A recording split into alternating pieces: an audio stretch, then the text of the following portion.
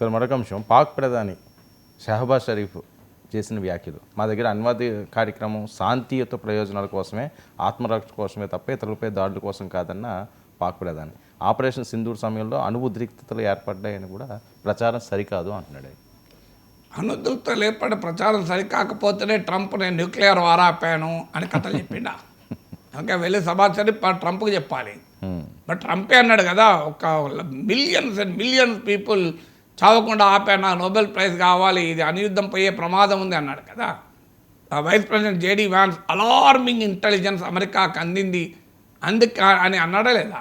అదెందుకు మీకు హనీఫ్ అబ్బాసీ అనేక మంది మంత్రులు, డిఫెన్స్ మినిస్టర్లు, మా దగ్గర హనీఫ్ అబ్బాసీ అనే మంత్రి అయితే ఏకంగా 170 అణ్వాయుధాలు మేమేమన్నా డిస్ప్లేకి పెట్టుకున్నామా? అవన్నీ భారతదేశాన్ని ఉద్దేశించి గురిపెట్టి ఉన్నాయని అన్నాడా లేదా? రష్యాలో పాకిస్తాన్ రాయబారి ఫుల్ స్పెక్ట్రమ్ వార్ మేము సిద్ధమే, కన్వెన్షనల్ అండ్ న్యూక్లియర్ వెపన్స్ వాడటానికి సిద్ధమే అని అన్నారా లేదా? అందువల్ల ఇవన్నీ అన్నాక ఇప్పుడు వచ్చి మెల్లగా మా శాంతియుత ప్రయోజనాల కొరకు ఇవన్నీ నమ్ముతాడు. సో ఎందుకు అంటున్నాడు ఆ మాట? ప్రపంచవ్యాపితంగా ప్రెషర్ను తట్టుకోవటానికి పాకిస్తాన్ ఆడే నాటకం. సో మేము తీవ్రవాద బాధిత దేశం అని చెప్తూ ఉంటుంది. దురదృష్టం ఏంటంటే ప్రపంచం అంగీకరిస్తోంది.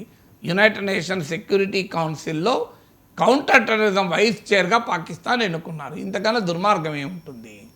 సో ఒసామా బిన్ లాడెన్ 5 ఏళ్ళు దాచిపెట్టిన దేశమట యునైటెడ్ నేషన్స్లో కౌంటర్ టెర్రరిజానికి వైస్ చైర్ అట. Russia chair, Pakistan vice chair. Bin Laden 5 ఏళ్ళు దాచినోడు టెర్రరిజాన్ని ఎదుర్కొంటాడని అమెరికా అంటది. ఇది phenomenal partner in our fight against terrorism. ఇది అమెరికా చెప్తున్న అఫీషియల్ మాట. అరే మీ పైన దాడి చేసిన బిన్ లాడెన్కి 5 ఏళ్ళు ఆశ్రయం ఇచ్చారే, అలాంటి దేశం మీకు ఫినామినల్ పార్ట్నర్ అట. ఇది సౌత్ ఈస్ట్ ఏషియాలో అమెరికన్ సైనిక కమాండ్కు నాయకత్వం వహిస్తున్న జనరల్ చెప్పిన మాట ఇది. అసీం మునీర్ను అమెరికా అధ్యక్షుడు వైట్ హౌస్లో పెట్టుకొని I'm honoured to meet Asim Munir, I'm honoured to meet Asim మునీర్ను కలవడానికి నేను గర్వపడుతున్నాను అన్నాక ఇక పాకిస్తాన్ నటన ప్రపంచం ఇంత ధృవీకరించాక ఇక అది నటించమంటే నటించరా? సో ఇది కూడా ఒక నటన. తీవ్రవాదాన్ని మేము అంతం చేస్తున్నాం, ఫైట్ చేస్తున్నాం అన్నది ఎట్లా కహానియో, అణ్వాయుధాలు పీస్ఫుల్ పర్పసెస్కి అనడం ఒక కహాని. సో ప్రపంచానికి అందరికీ తెలుసు న్యూక్లియర్ బ్లాక్మెయిల్ చేసిన దేశం పాకిస్తాన్. అయితే పాకిస్తాన్కి కూడా ఈ ప్రాబ్లం ఎందుకు వచ్చింది అంటే, ఇప్పటిదాకా మన 1965 వార్, 1971 వార్ అంటే అప్పటికి ఇంకా పాకిస్తాన్ అణుసామర్థ్యాన్ని సంతరించుకోలేదు. చాలా డిసిసివ్గా మనం పాకిస్తాన్ను ఓడించాం. 1971 అయితే 90,000కు పైగా పాకిస్తాన్ సైనికులు లొంగిపోయారు. 1999 కార్గిల్ యుద్ధంలో వాజ్పేయి ప్రధానిగా ఉంటూ ఎల్ఓసి దాటకూడదు అని భారత సైన్యానికి క్లియర్ ఆదేశం. అందుకే వాజ్పేయి టైంలో కార్గిల్లో మన వాళ్ళని అంతమందిని చంపుతున్నా వాజ్పేయి ప్రభుత్వము మీరు వెళ్ళి సరిహద్దు పక్క పెట్టి ఎల్ఓసి దాటి పాక్ ఆక్రమిత కాశ్మీర్లోనే అటాక్ చేయండి అని ఆదేశించలే కదా. వాజ్పేయిని దేశభక్తులు కాదని అనగలమా? ఇప్పుడు నరేంద్ర మోడీ అంటాడు అప్పుడు కాంగ్రెస్ ప్రభుత్వాలు దేశానికి ద్రోహం చేశాయి. మరి వాజ్పేయి ఎందుకు చేశాడు? వాజ్పేయి ఎందుకు ఎల్ఓసి దాటమని ఆదేశించలే? నాకు చెప్పండి.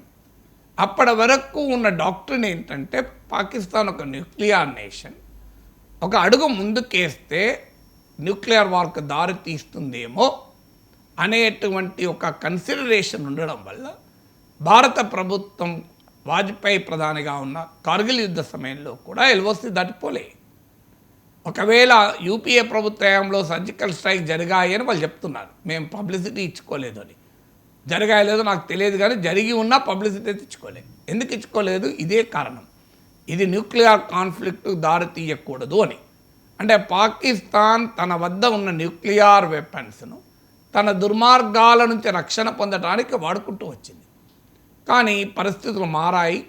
న్యూక్లియర్ షాడో కింద కూడా చాలా మేరకు యుద్ధం చేసుకోవచ్చు అని సర్జికల్ స్ట్రైక్స్ ఆపరేషన్ సింధు నిరూపించాయి.